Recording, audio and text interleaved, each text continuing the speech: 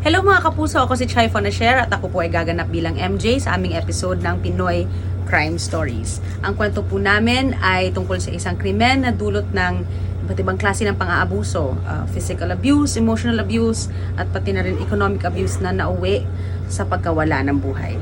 Sana panoorin niyo po ang aming episode ngayong Sabado, 4:45 ng hapon. 7, shots 3 and 4, take 1. Out. Yan. Action. Bakit ngayon ka lang? Nag-overtime kami sa opisina, tapos ito, dumaan ako ng grocery bago umuwi. Ginagawa mo ba? Ano sasasabi mo? Grocery? Alas 10. Wala nang bukas na grocery ng alas 10. Hindi ba pwedeng alas 8 ako dumating ng grocery? Ngayon ka lang. Ha? Ano pera? Bibigay ko sa'yo.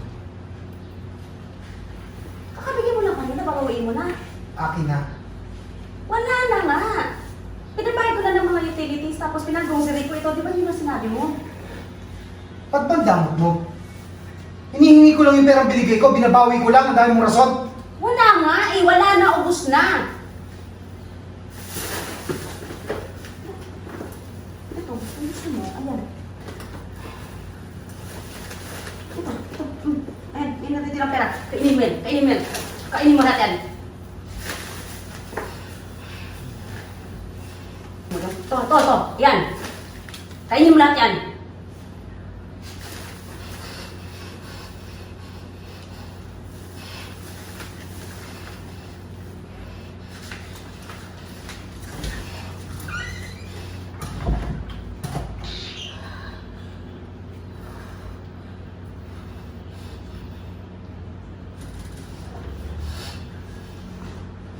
Okay, good. Sarado.